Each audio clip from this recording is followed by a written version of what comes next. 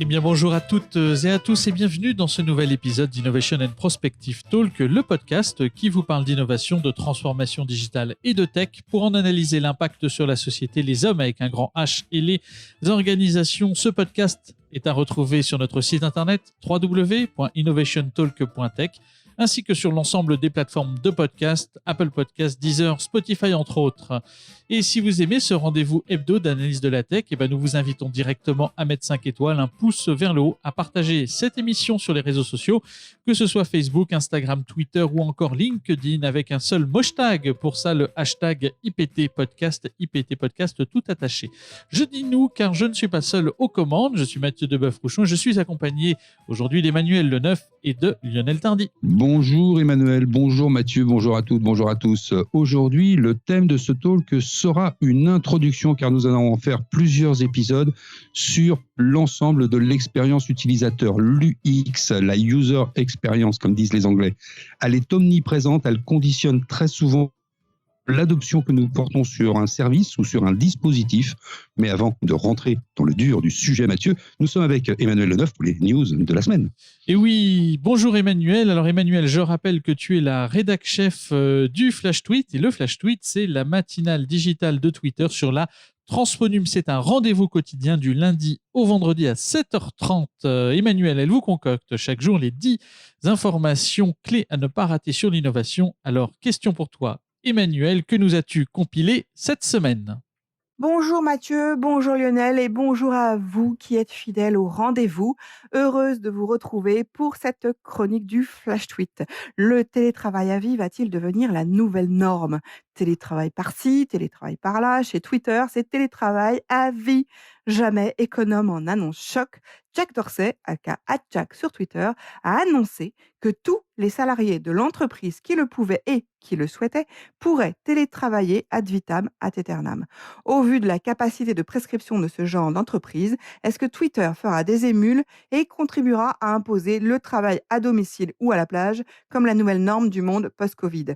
Quoi qu'il en soit, Google et Facebook ont déjà annoncé que leurs salariés ne reviendraient pas au bureau avant 2021. Et dans une enquête de CNBC qui a fait le tour des bureaux, un sentiment ressort, les entreprises sont désormais équipées en outils de travail à distance, bien obligés, alors elles comptent bien en profiter, ne serait-ce que pour protéger leurs salariés. Le new normal va-t-il rimer avec télétravail ? La question se pose, mais espérons que l'humain ne se perde pas dans l'affaire. GAFA et social media toujours, cette semaine a également été marquée par Facebook qui va connecter l'Afrique dans le cadre d'un projet international baptisé To Africa et réunissant plusieurs opérateurs de téléphonie, dont Orange et Chana Mobile. Imaginez, pas moins de 37 000 kilomètres de câbles sous-marins seront déployés de l'Europe de l'Ouest au Moyen-Orient en passant par 16 pays d'Afrique, l'un des plus longs du monde, pour doter une partie du continent d'infrastructures 4G et 5G dignes de ce nom. Un chantier titanesque pour des entreprises qui s'assurent ainsi, évidemment, de futurs débouchés commerciaux. Facebook aussi, qui lance avec sa filiale Instagram une trousse à outils pour aider les TPE en pleine tourmente. Le Business Nearby, qui permet de trouver des offres de commerçants à proximité, ou encore le sticker Aidons nos commerces, qui offre la possibilité à l'usager d'Instagram de mettre en valeur un commerce en moins d'une seconde. Le Flash Tweet a testé et c'est franchement pas mal. À retenir également cette semaine dans les 50 news publiées par la matinale digitale de Twitter, la France annonce la taxe sur le numérique dès 2020 et impose dans le même temps le retrait des contenus haineux sur les réseaux sociaux en 1 heure avec la loi Avia. Samsung et SK Telecom lancent le premier smartphone à sécurité quantique. Et oui, Apple va lancer ses lunettes AR et on a hâte de les essayer.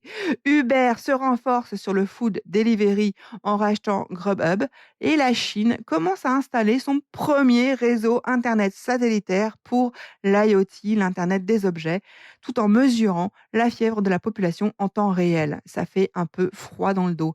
Amazon dévoile Kendra, le Google pour les entreprises. Et enfin, les projets de ferme verticale ont le vent en poupe. À l'instar d'Aérofarm, qui promet d'utiliser 95% d'eau en moins qu'une exploitation classique et de produire 98% d'émissions nocives pour l'environnement également en moins. Alors on est loin, très loin des fermes traditionnelles avec de la culture de fruits et légumes en entrepôt, sous des lumières LED, empilées sur des travées immenses comme dans une zone de pick-up d'IKEA. Allez voir la vidéo sur Internet et dites-nous ce que vous en pensez dans les commentaires du podcast sur vos plateformes préférées. En attendant, la lutte contre le Covid-19 continue avec un personnel soignant en première ligne. Alors n'oubliez pas ce soir à 20h de vous mettre à la fenêtre pour les applaudir et leur mettre un peu de baume au cœur. Voilà, c'est fini pour aujourd'hui, la chronique du Flash Tweet. Pour retrouver l'intégralité du Flash Tweet hebdo, rendez-vous sur le site du Flash Tweet. Et pour les nouvelles fraîches, c'est tous les matins à 9h sur @FlashTweet sur Twitter et 19h30 pour le replay. Si vous n'êtes pas du matin, je vous dis à la semaine prochaine. Prenez soin de vous. À vous les studios pour la suite de ce podcast Innovation and Prospective Talk 100% Transphonium. #Stay tuned. Eh bien, merci Emmanuel. Et maintenant, Lionel, le dossier de la semaine. Eh bien Mathieu, cette semaine, nous inaugurons quelques épisodes sur l'UX. L'expérience est partout, elle est pro, elle est perso, elle est contextualisée au parcours utilisateur. La question d'aujourd'hui est donc comment comprendre les champs de l'UX, comment au final créer cette expérience la plus forte possible qui, comme le disait Steve Jobs, quand on touche le cœur, il n'y a plus de limite.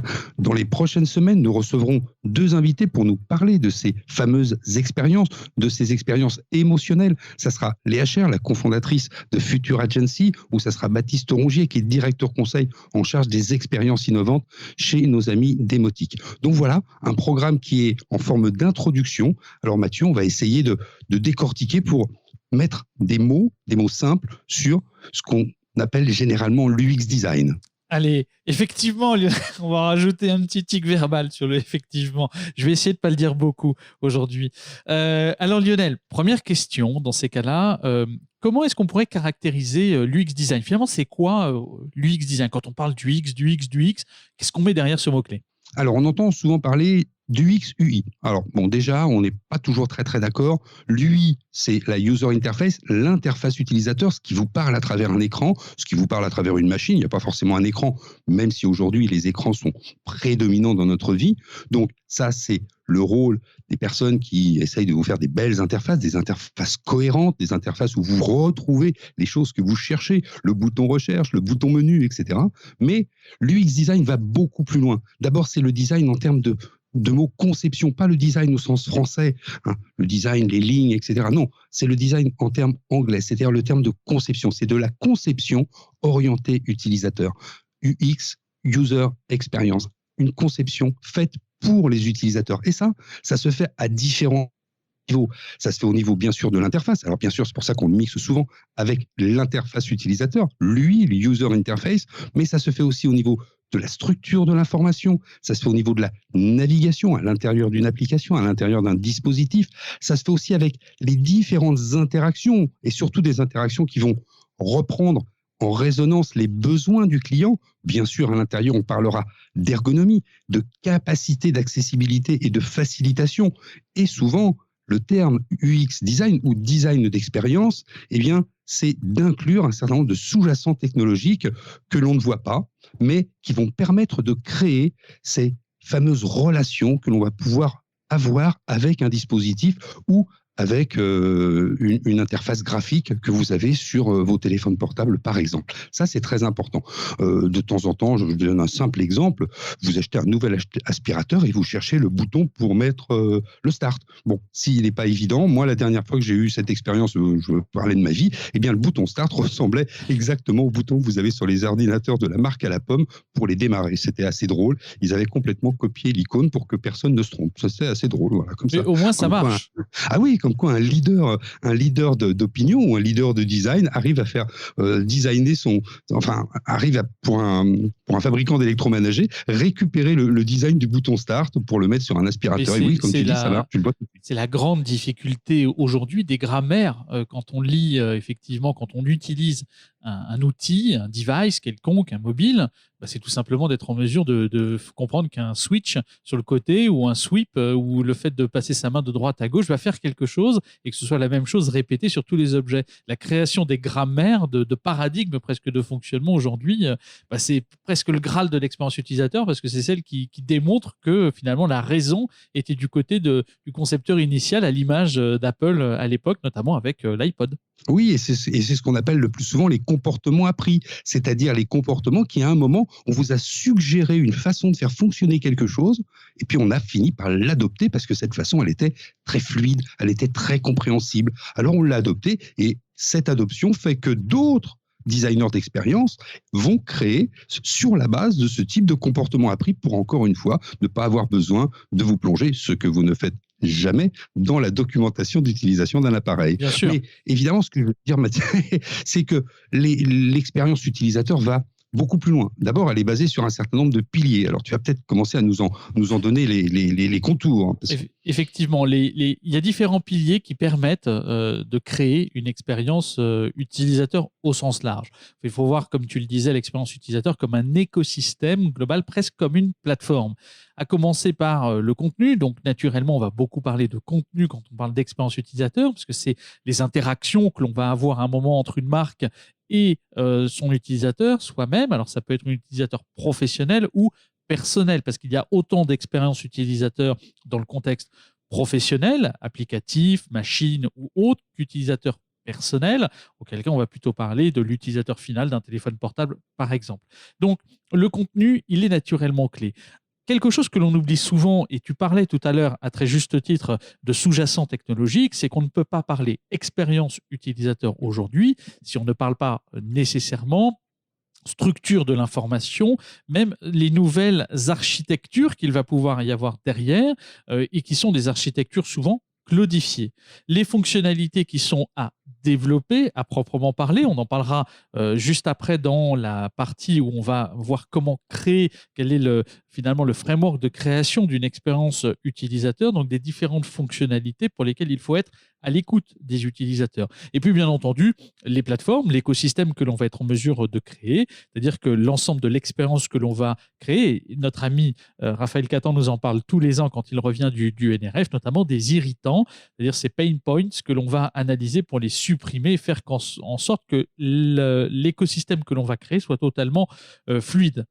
Et cette fluidité, elle est accessible uniquement parce que l'on arrive à comprendre l'utilisateur. Et quand on parle d'expérience utilisateur, on ne crée pas ça dans un laboratoire ex nihilo, enfermé dans sa tour d'ivoire. On est au contact des utilisateurs. Et c'est souvent cela qui manque la plupart du temps à un certain nombre de dispositifs. Alors des dispositifs, nous on parle beaucoup de dispositifs numériques, mais dans une voiture par exemple, vous avez des tas de dispositifs qui sont à votre disposition, c'est le cas de le dire, et généralement, vous vous dites où sont les clignotants ? Ils sont généralement toujours au même endroit. Pourquoi ? Ça, encore une fois, ce sont les comportements appris. Et puis, quand on veut aller plus loin, eh bien, on fait appel, parce qu'on décide de travailler sur une nouvelle interface, par exemple, eh bien, on va faire appel aux utilisateurs eux-mêmes et on va pas les traquer, on va les convier à venir faire des réalisations de scénarios et on va voir comment ils se comportent, là où sont justement ce que tu disais, les irritants, là où il y a des points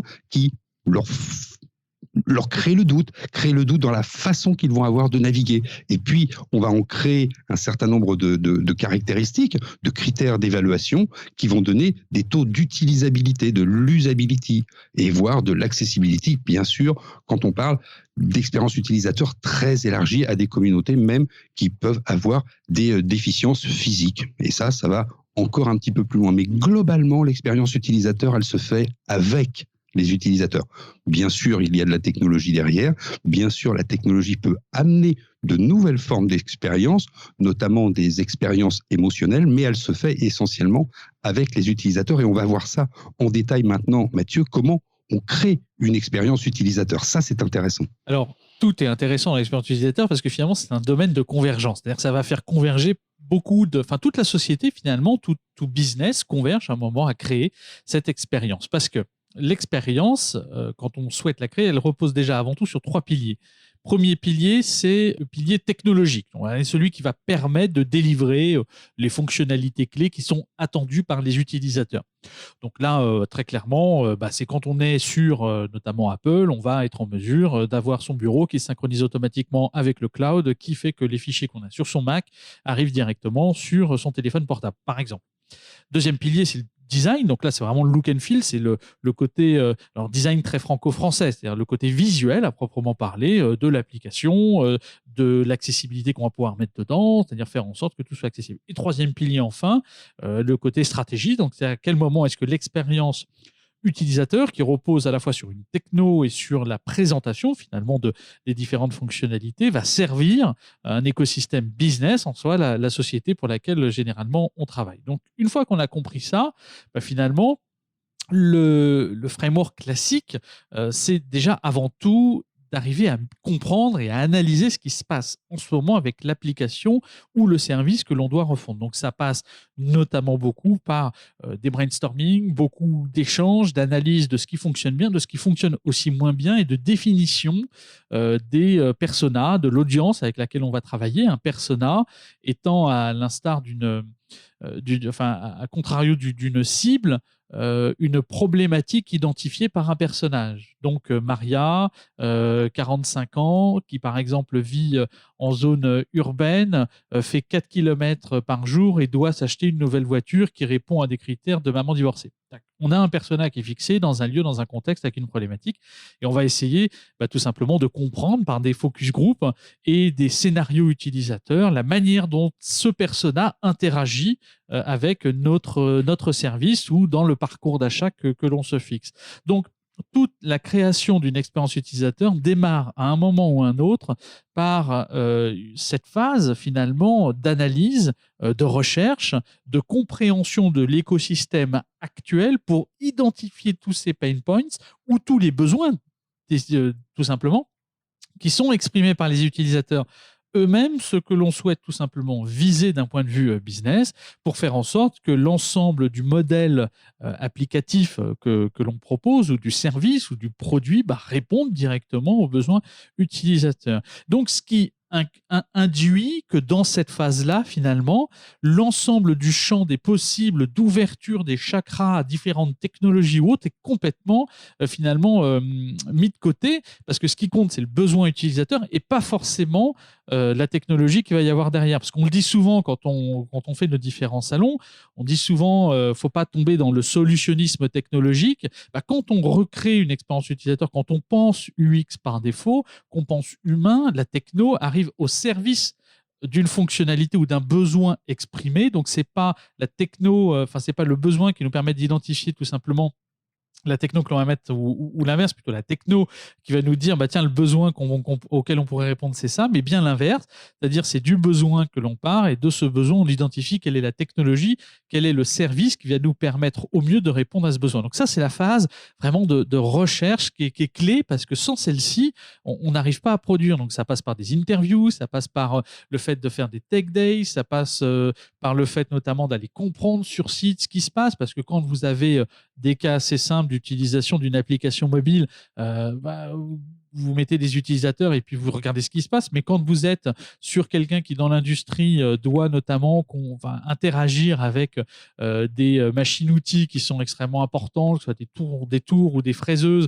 ou directement revoir l'expérience utilisateur de tout un gestionnaire de supply chain, naturellement, vous n'avez pas les mêmes complexités ni même les mêmes approches. Donc ça, c'est la partie recherche, la partie analyse, la partie compréhension, et finalement à la fin de cette étape-là, on est en mesure déjà d'avoir un simili backlog, c'est-à-dire l'ensemble des fonctionnalités clés attendues qui vont nous permettre de démarrer une phase véritablement de conception, donc de design, et de prototype, de production, alors dans laquelle on peut mettre un MVP, on peut mettre donc un minimum viable product, un POC pour tester une contrainte technologique qu'on avait identifiée. On va faire un proof of concept pour vérifier que ça fonctionne bien avant de lancer directement le développement. Donc on va avoir, après cette phase-là, une identification des attentes assez précises, et donc être en mesure de venir prototyper. Eh bien, écoute, Mathieu, c'est pas mal. Tout ça pour nous dire qu'il faut absolument identifier les besoins, les use cases, les situations d'utilisation. Bon,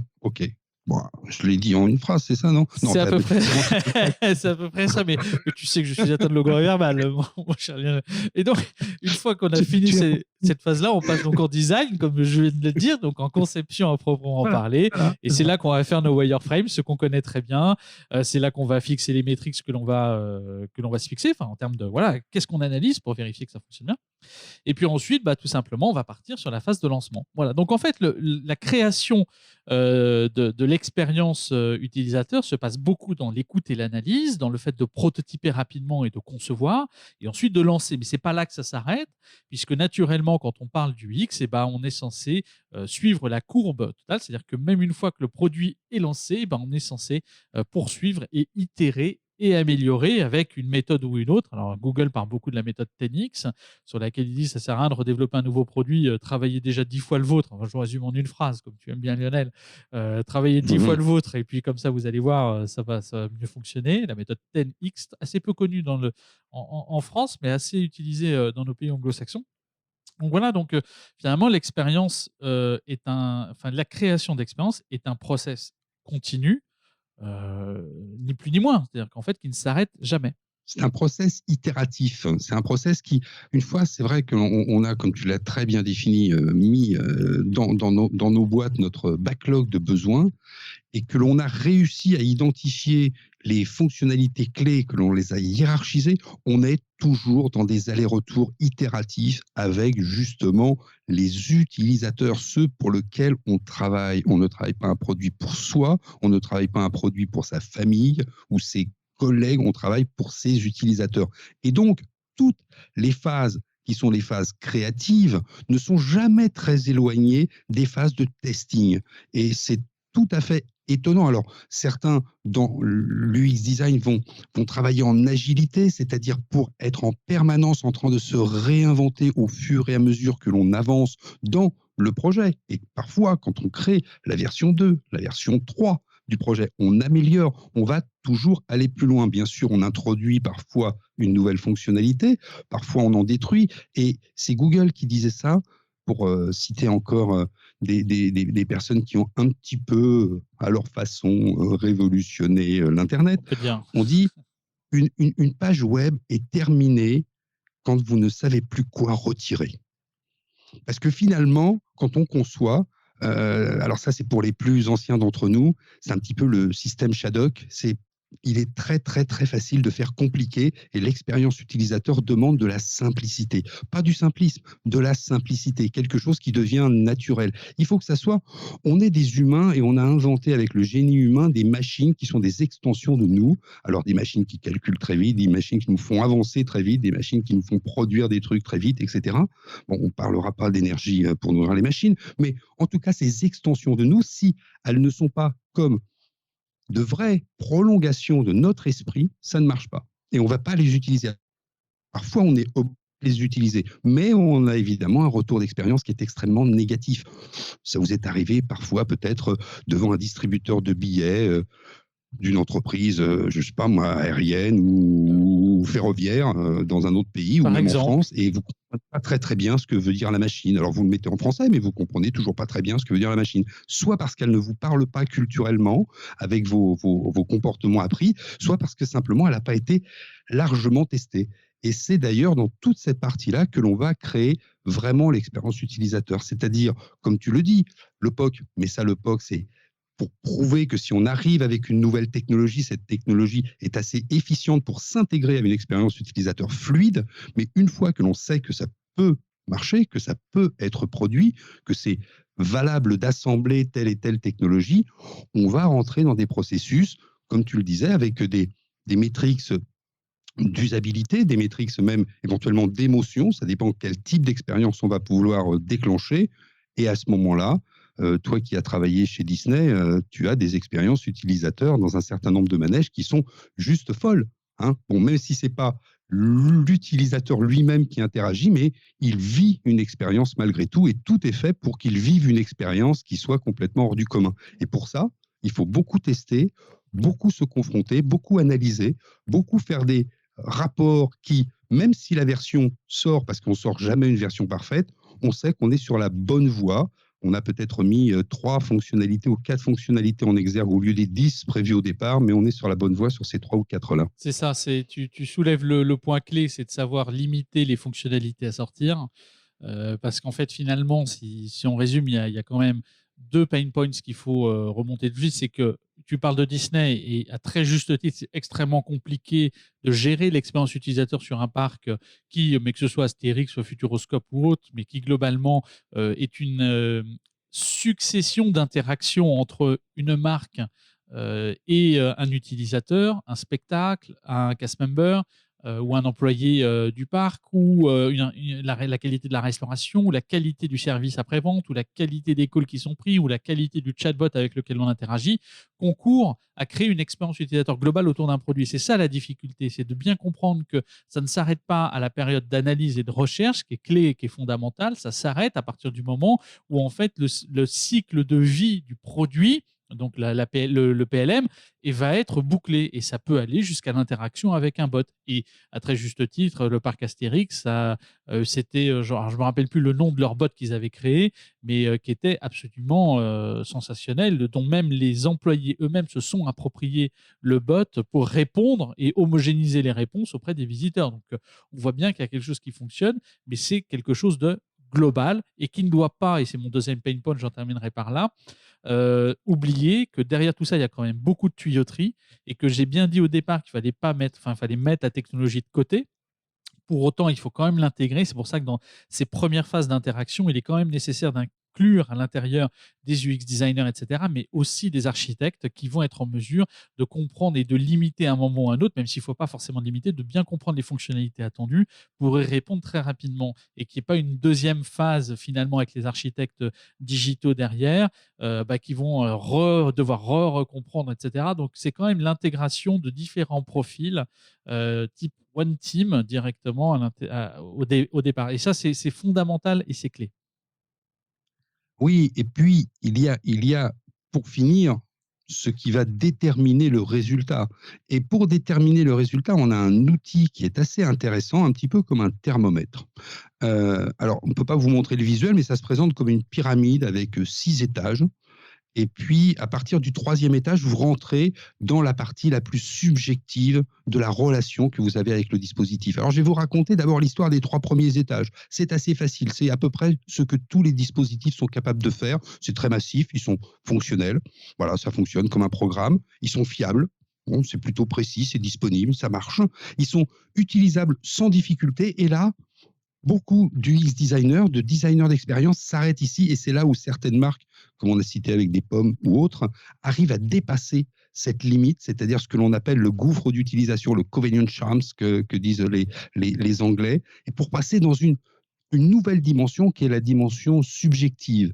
Et là, on arrive à le premier étage de la dimension subjective, c'est le côté pratique, le super utilisable, la fonction qui est là comme vous l'imaginez, celle qui est dans le prolongement de votre bras ou de votre doigt, selon ce que vous utilisez pour faire fonctionner le dispositif. Et puis après, il y a encore un étage au-dessus, une expérience qui devient agréable, qui devient mémorable, que vous avez plaisir à partager. Oh, utilise cet aspirateur, il est extraordinaire, on va pas mettre de marque qui commence par un D. Et puis le dernier étage de la pyramide, c'est toute la pointe, c'est là où c'est le plus difficile d'arriver, c'est quand ça devient significatif, quand ça devient quelque chose que vous attachez à votre personnalité, qui vous touche le cœur, comme on le disait dans l'introduction de ce chapitre. Et tout ce que l'on va voir avec nos invités les prochaines semaines, ça sera des expériences utilisateurs qui vont à chaque fois essayer de dépasser ce 3e niveau, qui est ce passage de l'objectivité fonctionnelle. OK, ça marche, c'est super, à la subjectivité, au côté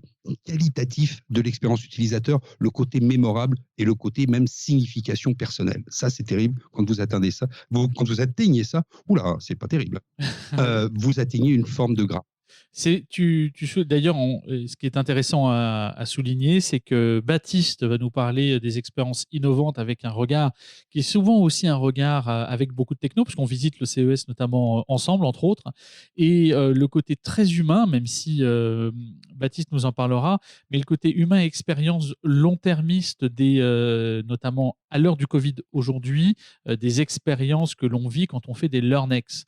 Et donc Léa va beaucoup nous parler de ça. Donc ça va être très intéressant de voir ce que les deux invités des prochains épisodes vont pouvoir nous raconter sur le sujet. Et bien comme ça nous évite de faire des heures et des heures. Hein. On fait du storytelling. Hein. Exactement, on storytell. On feuilletonne. Ok. Et ben, on va passer. Oui, mais ça donne déjà une première approche, en tout cas une première lecture de l'expérience utilisateur et de la manière dont il faut l'entrevoir. Ce n'est pas uniquement, on dit souvent UX, donc designer. Oui, designer dans le sens concepteur, c'est-à-dire solutionniste dans l'ensemble des solutions que l'on peut apporter où la techno est sous-jacente et non visible. Alors, startup oblige, puisque c'est finalement le dernier point. On identifie chaque semaine avec Lionel une ou deux startups qui nous ont bien plu. Cette semaine, Lionel, que nous as-tu déniché ? Moi, je vais parler comme d'habitude. Alors, je vais pas citer de nom parce que je me suis intéressé sur ces particules, ces petites particules d'air en suspension. Vous savez qu'on vous parle depuis très longtemps. Comment font-elles pour passer avec le masque, sans le masque, etc.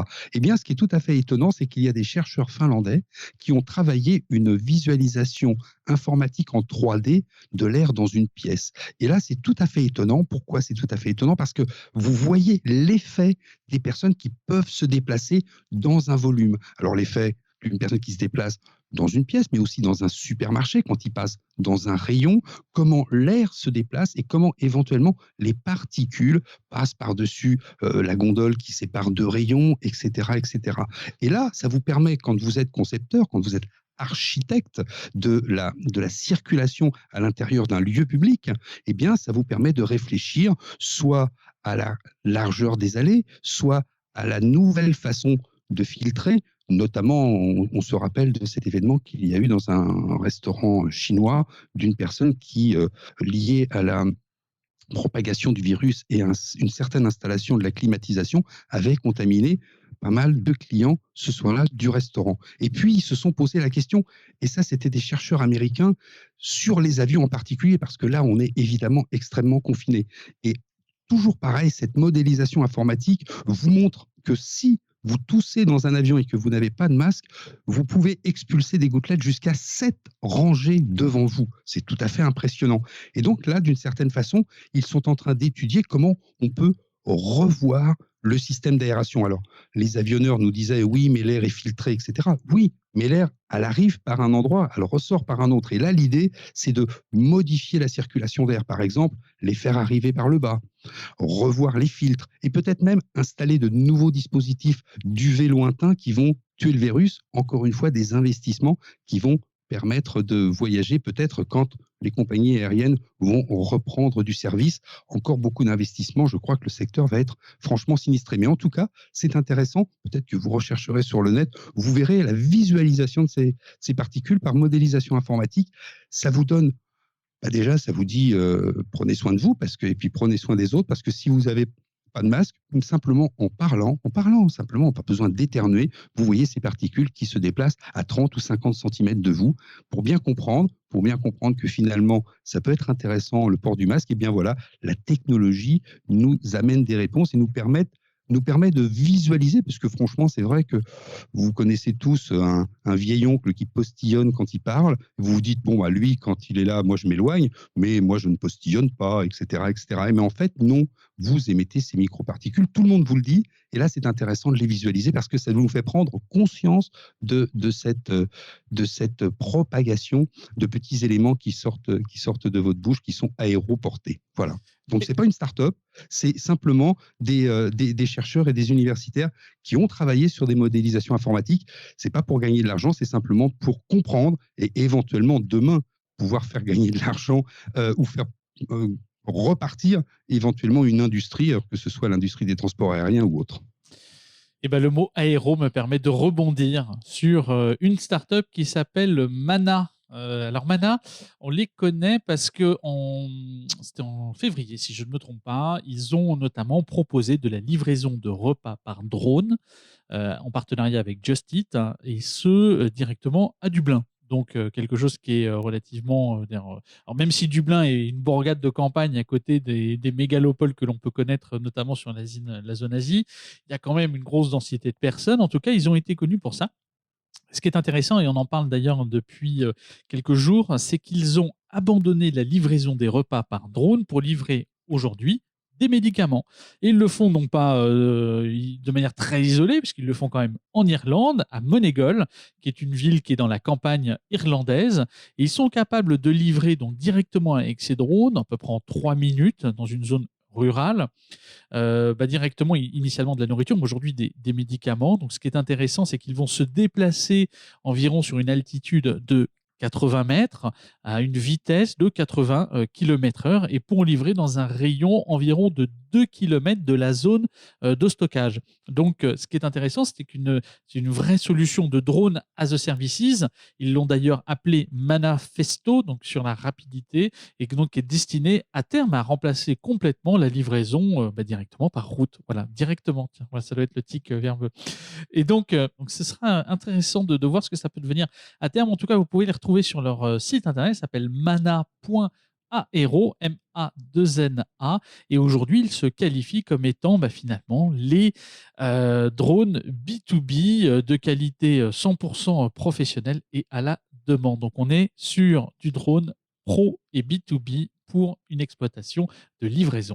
Moi, j'ai une solution pour la livraison. Je leur propose la catapulte. C'est pas très technique. Les Mais ça peut marcher. Exactement. Sur 2 km en même temps, tu mets. Ah non, mais chaud, tu mets Elon Musk là-dessus. Le mec, il devient fou. Il dit 2 km. Envoyer une fusée, ça ira plus vite. Exactement. Non, la catapulte, c'est pas mal. Bon, on a fait le tour du sujet, je pense. Oui, je crois qu'on a fait. Oui, on a fait le tour.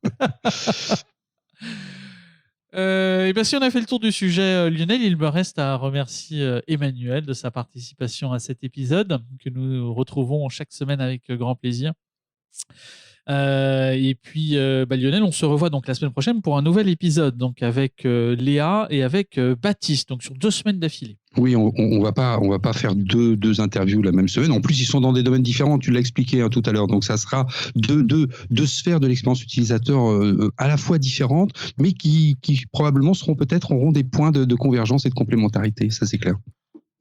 Et merci d'avoir écouté Innovation and Prospective Talk. Retrouvez-nous sur Apple Podcast et vos plateformes de podcast favorites, ainsi que sur notre site internet www.innovationtalk.tech. Et si vous avez aimé cette émission, on vous invite tout simplement à partager la bonne parole, à mettre 5 étoiles, un pouce vers le haut et à partager cette émission sur les réseaux sociaux, que ce soit Facebook, Instagram, Twitter, LinkedIn avec un seul hashtag, le IPT Podcast IPT. Podcast tout attaché, je suis Mathieu de Boeuf-Rouchon, j'étais accompagné d'Emmanuel du Flash Tweet et de Lionel Tardy.